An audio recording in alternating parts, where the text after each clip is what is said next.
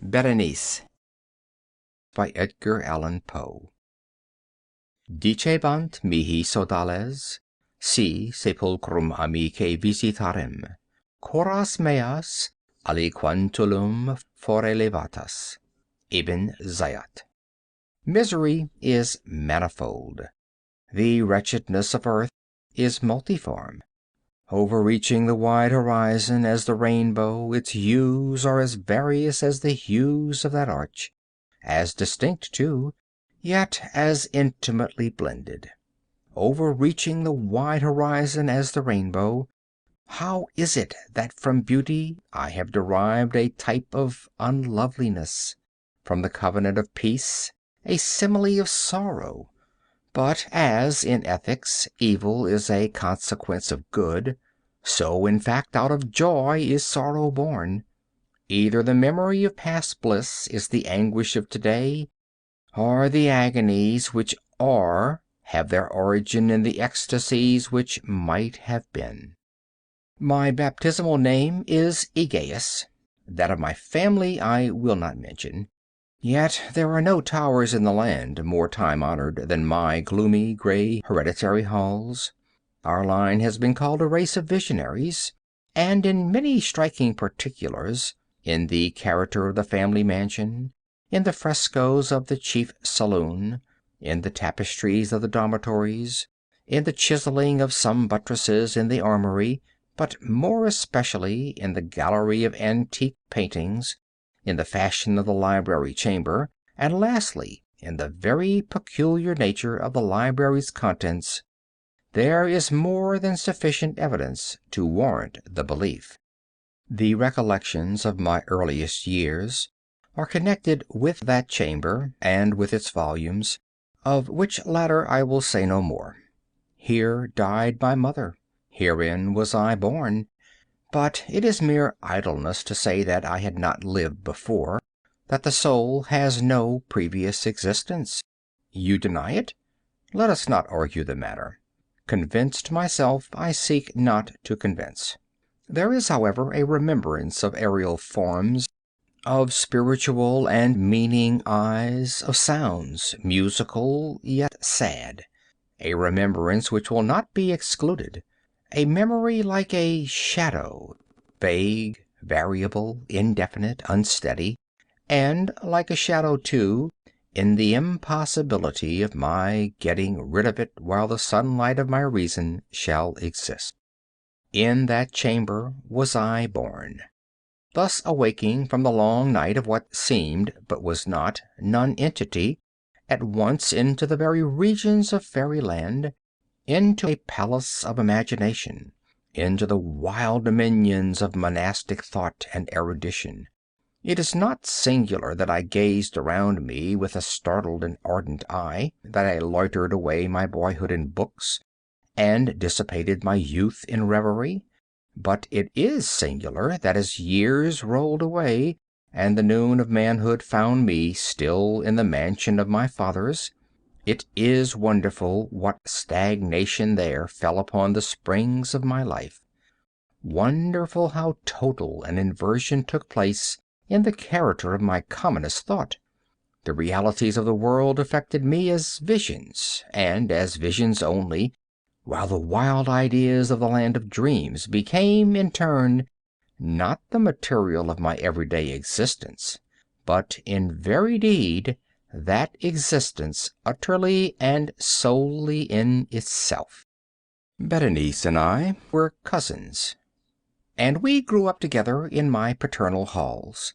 Yet differently we grew. I, ill of health and buried in gloom; she, agile, graceful, and overflowing with energy. Hers the ramble on the hillside, mine the studies of the cloister. I living within my own heart, and addicted body and soul to the most intense and painful meditation; she roaming carelessly through life, with no thought of the shadows in her path, or the silent flight of the raven-winged hours. Berenice! I call upon her name, Berenice! And from the gray ruins of memory 1,000 tumultuous recollections are startled at the sound. Ah, vividly is her image before me now, as in the early days of her light-heartedness and joy. O gorgeous, yet fantastic beauty! O sylph amid the shrubberies of Arnheim! O naiad among its fountains! And then all is mystery and terror, and a tale which should not be told. Disease, a fatal disease, fell like the simoon upon her frame. And even while I gazed upon her, the spirit of change swept over her, pervading her mind, her habits, and her character, and in a manner the most subtle and terrible, disturbing even the identity of her person. Alas, the destroyer came and went. And the victim, where is she? I knew her not, or knew her no longer as Berenice. Among the numerous train of maladies superinducted by that fatal and primary one, which effected a revolution of so horrible a kind in the moral and physical being of my cousin, may be mentioned as the most distressing and obstinate in its nature, a species of epilepsy not unfrequently terminating in trance itself, trance very nearly resembling positive dissolution, and from which her manner of recovery was in most instances startlingly abrupt. In the meantime my own disease, for I have been told that I should call it by no other appellation, my own disease then grew rapidly upon me and assumed finally a monomaniac character of a novel and extraordinary form, hourly and momently gaining vigor, and at length obtaining over me the most incomprehensible ascendancy. This monomania, if I must so term it, consisted in a morbid irritability of those properties of the mind in metaphysical science termed the attentive. It is more than probable that I am not understood, but I fear indeed that it is in no manner possible to convey to the mind of the merely general reader an adequate idea of that nervous intensity of interest with which, in my case, the powers of meditation, not to speak technically, busied and buried themselves in the contemplation of even the most ordinary objects of the universe. To muse for long unwearied hours, with my attention riveted to some frivolous device on the margin or in the typography of a book, to become absorbed, for the better part of a summer's day, in a quaint shadow falling aslant upon the tapestry or upon the floor, to lose myself for an entire night in watching the steady flame of a lamp or the embers of a fire, to dream away whole days over the perfume of a flower, to repeat monotonously some common word until the sound, by dint of frequent repetition, ceased to convey any idea whatever to the mind, to lose all sense of motion or physical existence by means of absolute bodily quiescence, long and obstinately persevered in. Such were a few of the most common and least pernicious vagaries induced by a condition of the mental faculties, not indeed altogether unparalleled, but certainly bidding defiance to anything like analysis or explanation. Yet let me not be misapprehended.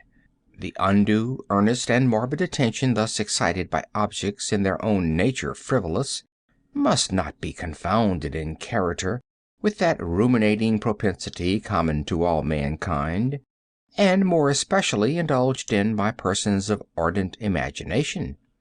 It was not even, as might be at first supposed, an extreme condition, or exaggeration of such propensity, but primarily and essentially distinct and different. In the one instance, the dreamer or enthusiast, being interested by an object usually not frivolous, imperceptibly loses sight of this object in a wilderness of deductions and suggestions issuing therefrom, until at the conclusion of a daydream often replete with luxury, he finds the incitamentum, or first cause of his musings, entirely vanished and forgotten. In my case, the primary object was invariably frivolous, although assuming, through the medium of my distempered vision, a refracted and unreal importance. Few deductions, if any, were made, and those few pertinaciously returning in upon the original object as a center. The meditations were never pleasurable, and at the termination of the reverie the first cause, so far from being out of sight, had attained that supernaturally exaggerated interest which was the prevailing feature of the disease. In a word, the powers of mind more particularly exercised were with me, as I have said before, the attentive, and are, with the daydreamer, the speculative. My books at this epoch, if they did not actually serve to irritate disorder, partook, it will be perceived, largely in their imaginative and inconsequential nature, of the characteristic qualities of the disorder itself. I well remember, among others, the treatise of the noble Italian, Silius Secundus Curio, De Amplitudine Beati Regni Dei, St. Austin's great work, The City of God, and Tertullian's De Carne Christi, in which the paradoxical sentence, Mortus est Dei filius, credibile est quia ineptum est, et sepultus resurrexit, certum est quia impossibile est, occupied my undivided time for many weeks of laborious and fruitless investigation. Thus it will appear that, shaken from its balance only by trivial things, my reason bore resemblance to that ocean crag spoken of by Ptolemy Hephaestion, which steadily resisted the attacks of human violence, and the fiercer fury of the waters and the winds trembled only to the touch of the flower called asphodel. And although to a careless thinker it might appear a matter beyond doubt that the alteration produced by her unhappy malady in the mortal condition of Berenice would afford me many objects for the exercise of that intense and abnormal meditation whose nature I have been at some trouble in explaining, yet such was not in any degree the case. In the lucid intervals of my infirmity, her calamity indeed gave me pain, and taking deeply to heart that total wreck of her fair and gentle life, I did not fail to ponder, frequently and bitterly, upon the wonder-working means by which so strange a revolution had been so suddenly brought to pass. But these reflections partook not of the idiosyncrasy of my disease, and were such as would have occurred, under similar circumstances, to the ordinary mass of mankind. True to its own character, my disorder revelled in the less important but more startling changes wrought in the physical frame of Berenice, in the singular and most appalling distortion of her personal identity. During the brightest days of her unparalleled beauty, most surely I had never loved her. In the strange anomaly of my existence, feelings with me had never been of the heart, and my passions always were of the mind. Through the gray of the early morning, among the trellised shadows of the forest at noonday, and in the silence of my library at night, she had flitted by my eyes, and I had seen her, not as the living and breathing Berenice, but as the Berenice of a dream, not as a being of the earthy, but as the abstraction of such a being, not as a thing to admire, but to analyze, not as an object of love, but as the theme of the most abstruse, although desultory speculation. And now I shuddered in her presence, and grew pale at her approach. Yet, bitterly lamenting her fallen and desolate condition, I called to mind that she had loved me long, and in an evil moment I spoke to her of marriage. And at length the period of our nuptials was approaching, when, upon an afternoon in the winter of the year, one of those unseasonably warm, calm, and misty days which are the nurse of the beautiful halcyon, I sat, and sat as I thought, alone, in the inner apartment of the library. But, uplifting my eyes, I saw that Berenice stood before me.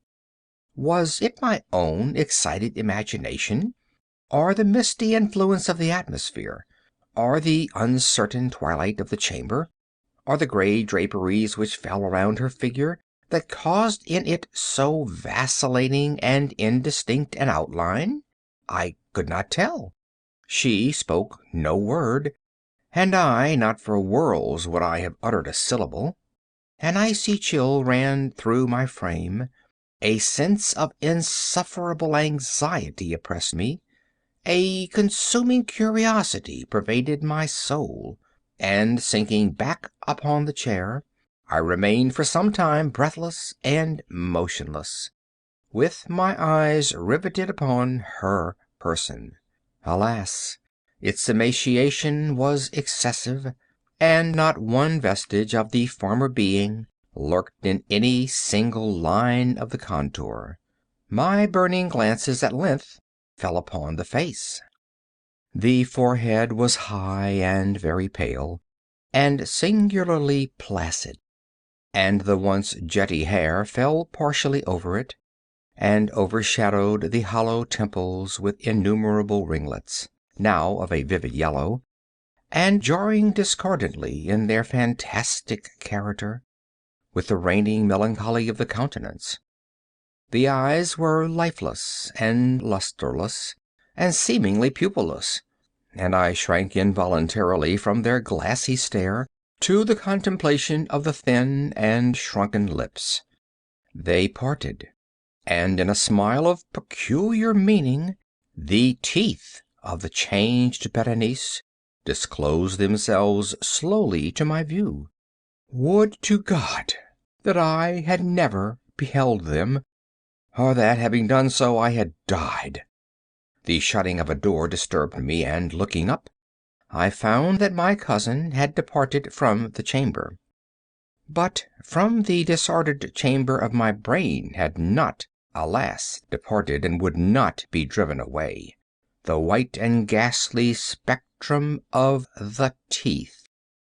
Not a speck on their surface, not a shade of their enamel, not an indenture in their edges, but what that period of her smile had sufficed to brand in upon my memory. I saw them now even more unequivocally than I beheld them then. The teeth! The teeth! They were here, and there, and everywhere, and visibly and palpably before me, long, narrow, and excessively white, with the pale lips writhing about them, as in the very moment of their first terrible development. Then came the full fury of my monomania, and I struggled in vain against its strange and irresistible influence. In the multiplied objects of the external world I had no thoughts but for the teeth. For these I longed with a frenzied desire. All other matters and all different interests became absorbed in their single contemplation. They alone were present to the mental eye, and they, in their sole individuality, became the essence of my mental life. I held them in every light. I turned them in every attitude. I surveyed their characteristics. I dwelt upon their peculiarities. I pondered upon their conformation. I mused upon the alteration in their nature. I shuddered as I assigned to them in imagination a sensitive and sentient power, and even when unassisted by the lips, a capability of moral expression. Of Mademoiselle Salle it has been well said, qui tout c'est pas tant des sentiments. And of Berenice I more seriously believed, qui tout ce dont étant des idées, des idées. Ah, here was the idiotic thought that destroyed me. Des idées. Ah, therefore it was that I coveted them so madly. I felt that their possession could alone ever restore me to peace in giving me back to reason. And the evening closed in upon me thus, and then the darkness came, and tarried, and went, and the day again dawned, and the mists of a second night were now gathering around, and still I sat motionless in that solitary room, and still I sat buried in meditation, and still the phantasma of the teeth maintained its terrible ascendancy, as with the most vivid, hideous distinctness it floated about amid the changing lights and shadows of the chamber. At length there broke in upon my dreams a cry as of horror and dismay, and thereunto, after a pause, succeeded the sound of troubled voices, intermingled with many low moanings of sorrow or of pain. I rose from my seat, and, throwing open one of the doors of the library, saw standing out in the antechamber a servant maiden, all in tears, who told me that Berenice was no more. She had been seized with epilepsy in the early morning, and now, at the closing in of the night, the grave was ready for its tenant, and all the preparations for the burial were completed. I found myself sitting in the library, and again sitting there alone. It seemed that I had newly awakened from a confused and exciting dream. I knew that it was now midnight, and I was well aware that since the setting of the sun Berenice had been interred. But of that dreary period which intervened I had no positive, at least no definite comprehension. Yet its memory was replete with horror. Horror more horrible from being vague, and terror more terrible from ambiguity. It was a fearful page in the record of my existence, written all over with dim and hideous and unintelligible recollections. I strived to decipher them, but in vain, while ever and anon, like the spirit of a departed sound, the shrill and piercing shriek of a female voice seemed to be ringing in my ears. I had done a deed. What was it? I asked myself the question aloud, and the whispering echoes of the chamber answered me. What was it? On the table beside me burned a lamp, and near it lay a little box. It was of no remarkable character, and I had seen it frequently before, for it was the property of the family physician. But how it came there upon my table, and why did I shudder in regarding it?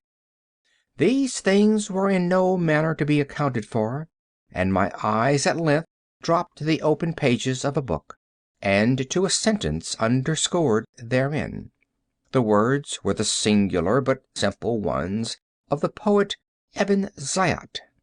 Dicebant mihi sodales, si sepulcrum amicae visitarem, curas meas aliquantulum fore levatas. Why, then, as I perused them, did the hairs of my head erect themselves on end, and the blood of my body become congealed within my veins? There came a light tap at the library door, and, pale as the tenant of a tomb, a menial entered upon tiptoe. His looks were wild with terror, and he spoke to me in a voice tremulous, husky, and very low. What said he? Some broken sentences I heard. He told of a wild cry disturbing the silence of the night, of the gathering together of the household, of a search in the direction of the sound, and then his tones grew thrillingly distinct as he whispered me of a violated grave, of a disfigured body enshrouded, yet still breathing, still palpitating, Still alive! He pointed to garments. They were muddy and clotted with gore. I spoke not, and he took me gently by the hand.